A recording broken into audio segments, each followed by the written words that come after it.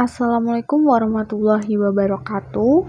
Kami dari kelompok 9 akan mempresentasikan hasil diskusi dari kelompok kami, yaitu tentang fisiologi berdasarkan teori sains modern dan kesesuaiannya dalam Al-Quran. Sebelum membahas materi lebih lanjut,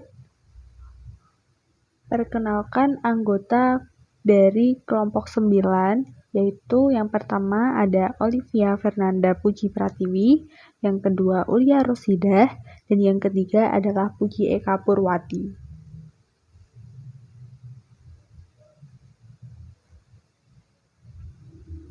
Materi yang akan kita bahas pada pertemuan kali ini adalah yang pertama, fisiologi makhluk hidup, yang kedua peredaran darah, yang ketiga produksi susu, yang keempat manfaat sujud, yang kelima cara otak bekerja, yang keenam bentuk dan komposisi tulang-tulang, yang terakhir adalah peredaran udara dalam tubuh. Yang pertama yaitu fisiologi makhluk hidup. Jadi, fisiologi merupakan salah satu ilmu yang mempelajari mengenai berlangsungnya suatu sistem kehidupan. Istilah fisiologi berasal dari bahasa Belanda, yakni fisiologi, yang tersusun dari dua kata bahasa Yunani kuno, yaitu physis yang berarti hakikat atau asal-usul, sedangkan logia yang berarti sebuah kajian. Sedangkan istilah faal berasal dari bahasa Arab yang berarti sebuah penanda, fungsi, dan kerja. Menurut KBBI, fisiologi merupakan cabang biologi yang berkaitan dengan fungsi dan kegiatan kehidupan atau zat hidup, yaitu organ, jaringan, atau sel. Fisiologi merupakan ilmu yang mempelajari sistem kehidupan makhluk hidup yang membahas mengenai mekanisme yang menggerakkan proses kehidupan, berhubungan dengan pengendalian dan proses terjadinya tatanan molekuler.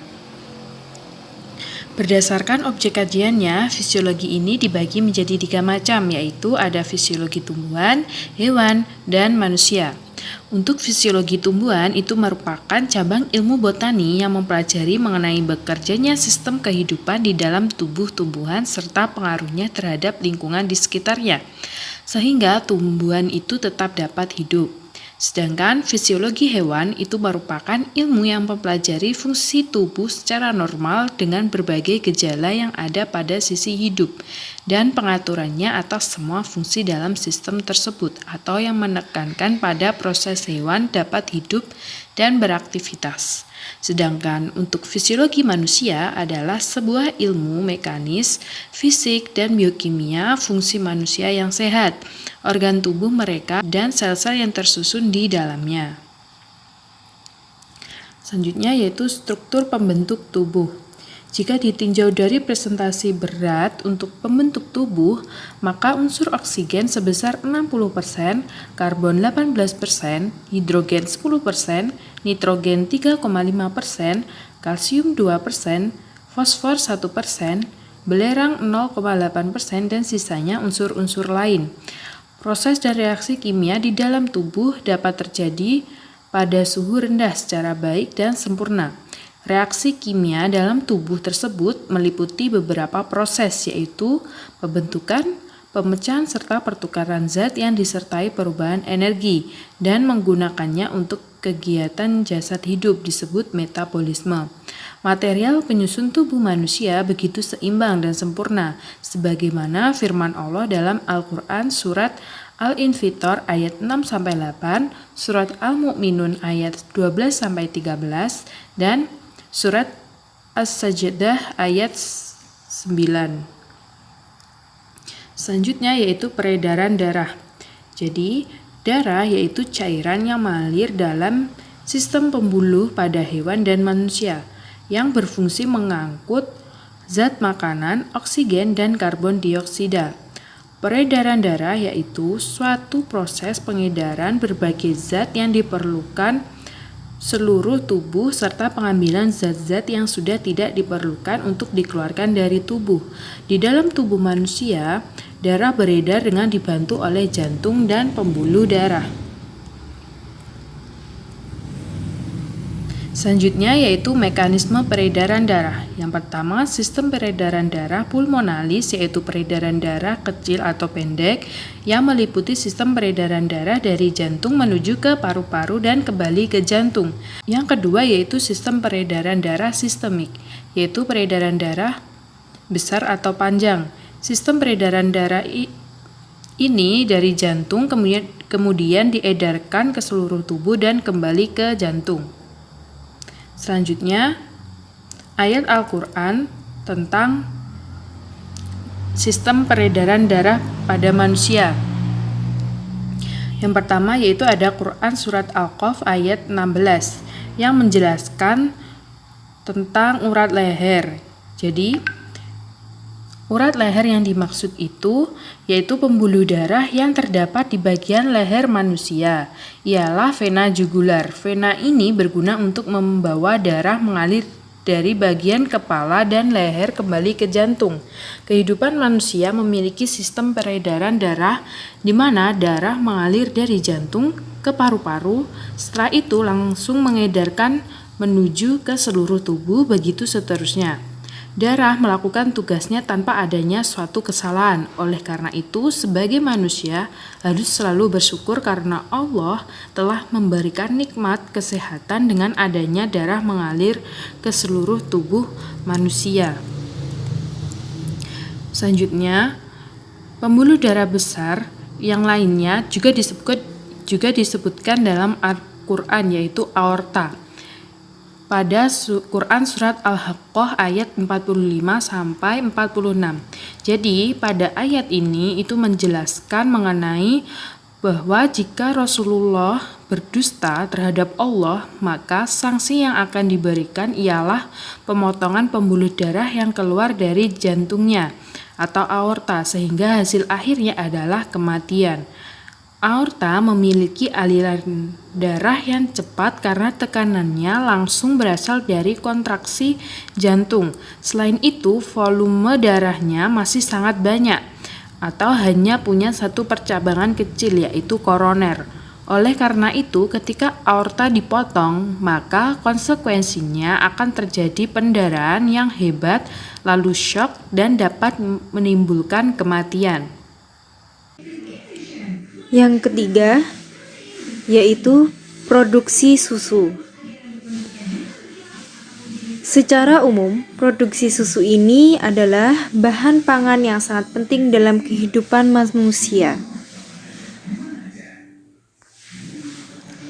Langsung saja kita membahas tentang fisiologi produksi susu.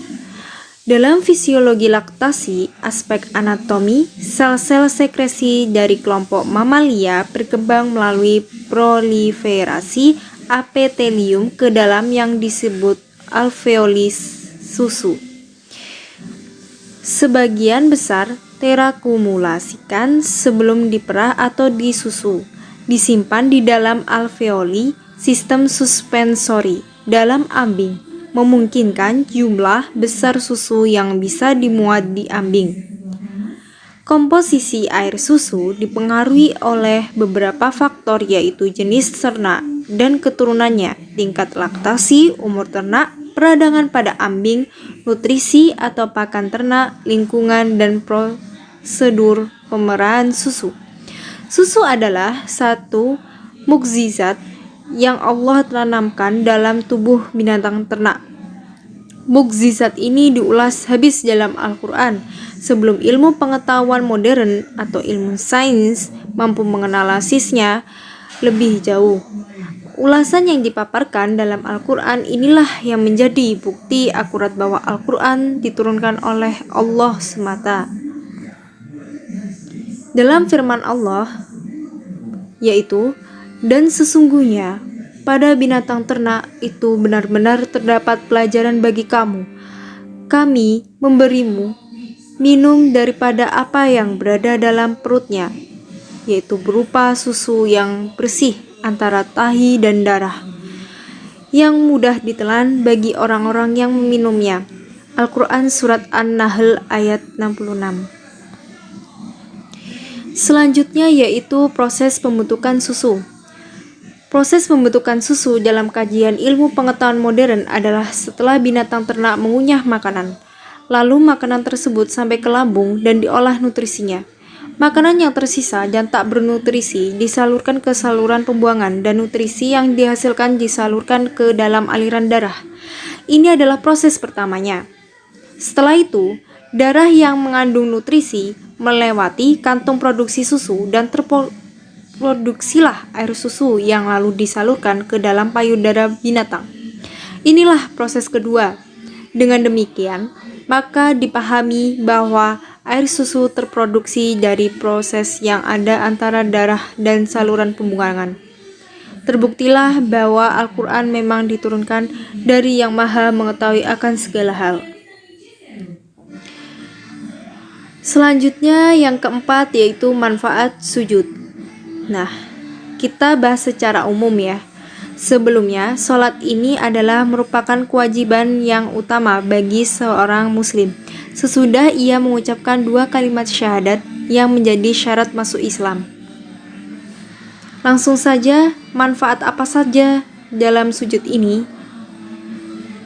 Yaitu kita pertama, gerakan-gerakan ini. Yang pertama yaitu posisi sujud. Ini berguna untuk memompa getah bening ke bagian leher dan ketiak. Posisi jantung di atas otak menyebabkan daerah kaya oksigen bisa mengalir secara maksimal ke otak. Aliran ini berpengaruh pada daya pikir seseorang. Oleh karena itu sebaiknya lakukan sujud dengan tumak-ninah, tidak tergesa-gesa agar darah cukup jumlahnya di otak.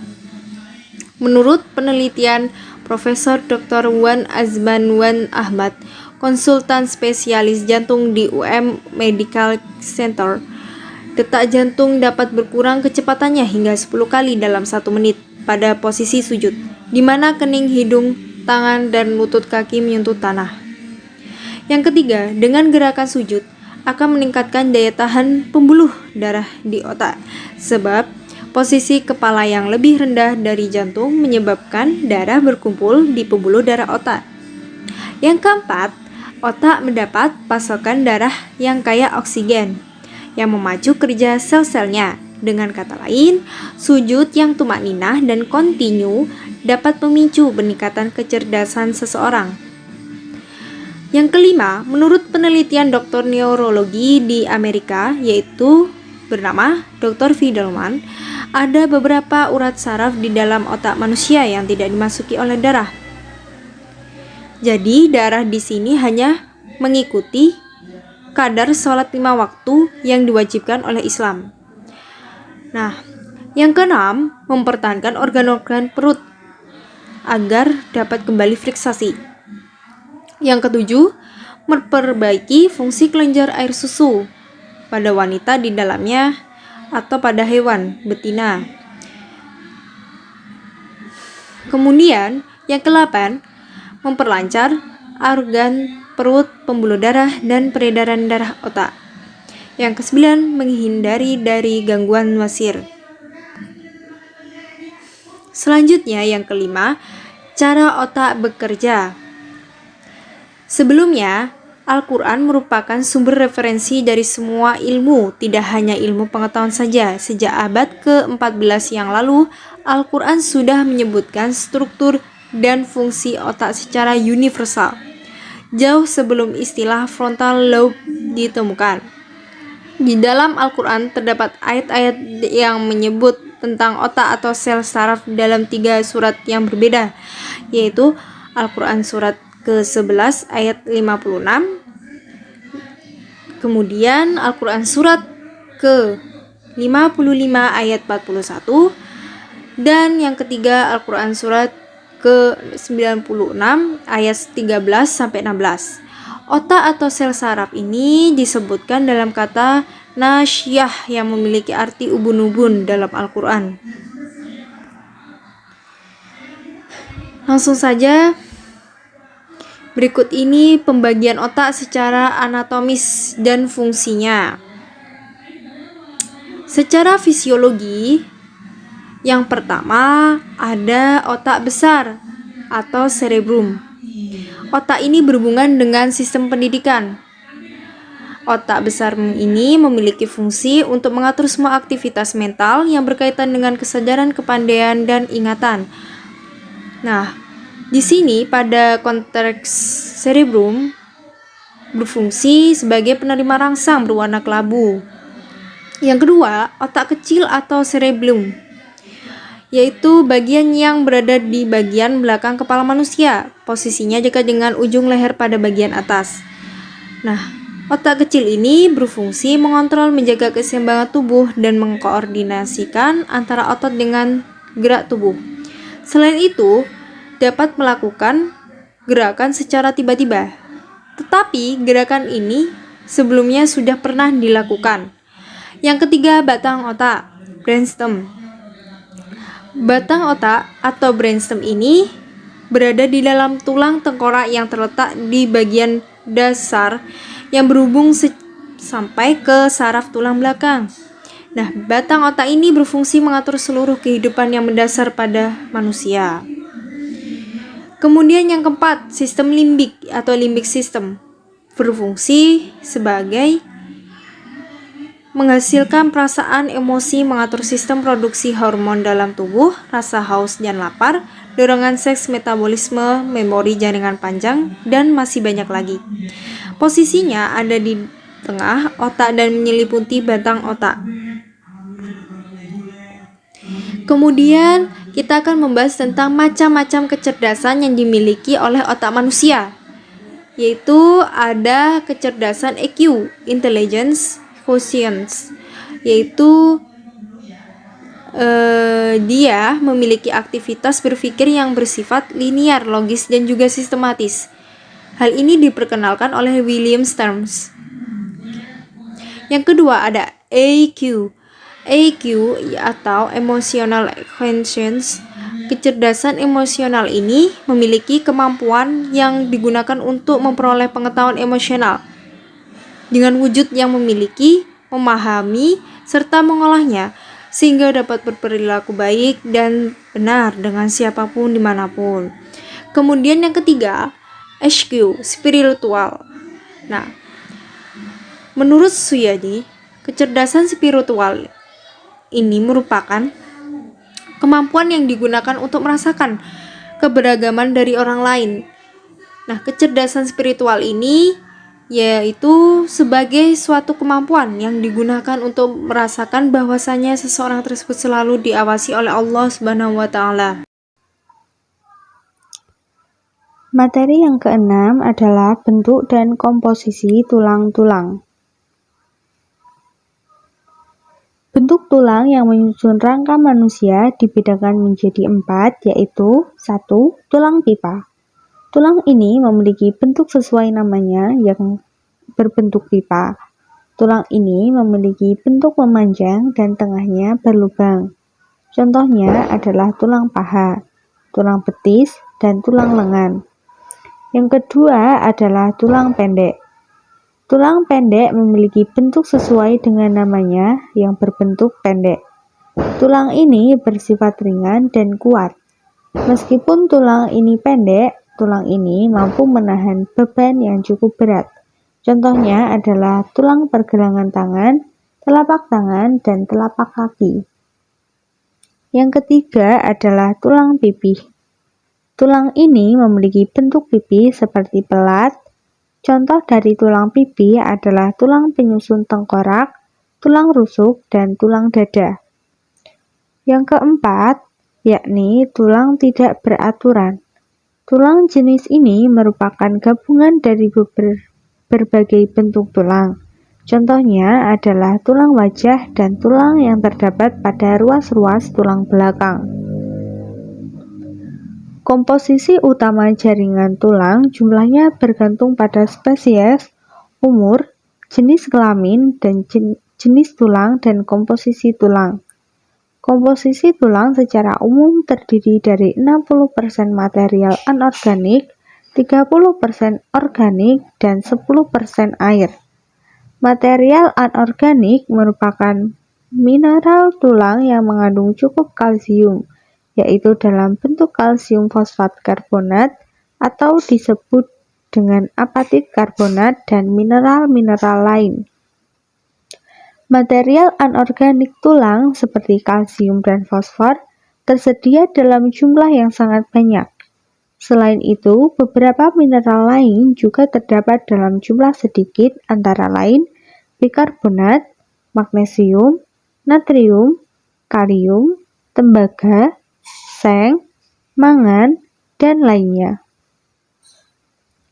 Allah sudah berfirman mengenai tulang belulang dalam surat Yasin ayat 78-79 yang artinya, "Dan ia membuat perumpamaan bagi kami, dan dia lupa kepada kejadiannya. Ia berkata, siapakah yang dapat menghidupkan tulang belulang yang telah hancur luluh? Katakanlah, ia akan dihidupkan oleh Tuhan yang menciptakannya kali pertama. Dan dia maha mengetahui tentang segala makhluk."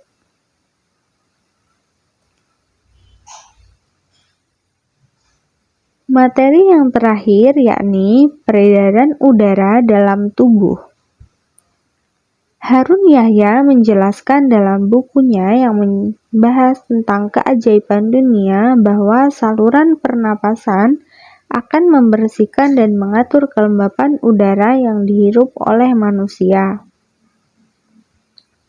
Dalam buku Al-Quran versus Sains Modern menurut Dr. Zaki Naik Karya Ramadhani dan kawan-kawannya, udara tersebut juga akan menerima karbon dioksida hasil buangan dari sel-sel tubuh yang akan dikeluarkan saat manusia membuang napas. Pertukaran oksigen dan karbon dioksida merupakan proses yang sangat penting bagi tubuh manusia. Semua proses itu terjadi secara otomatis, baik manusia dalam keadaan sadar maupun dalam keadaan tidak sadar. Apabila proses itu dikendalikan oleh kesadaran manusia saja, maka di saat manusia tidur, manusia akan berhenti bernapas.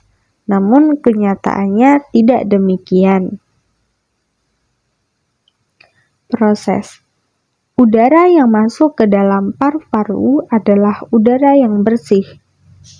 Udara yang bersih itu kemudian diedarkan melalui pembuluh darah dan paru-paru untuk memberi asupan makanan bagi sel di seluruh tubuh. Namun, manusia mungkin tidak menyadari jika pernapasan merupakan proses yang kompleks. Allah juga sudah berfirman di dalam Quran surat Ibrahim ayat 34 yang artinya, "Dan dia telah memberikan kepadamu keperluanmu dan segala apa yang kamu mohonkan kepadanya, dan jika kamu menghitung nikmat Allah, tidaklah dapat kamu menghinggakannya. Sesungguhnya manusia itu sangat zalim dan sangat mengingkari nikmat Allah." Sekian presentasi dari kelompok 9. Apabila ada kurang lebih, kami mohon maaf, dan juga apabila ada salah kata, kami mohon maaf. Jika teman-teman ada pertanyaan, mohon diutarakan. Terima kasih. Wassalamualaikum warahmatullahi wabarakatuh.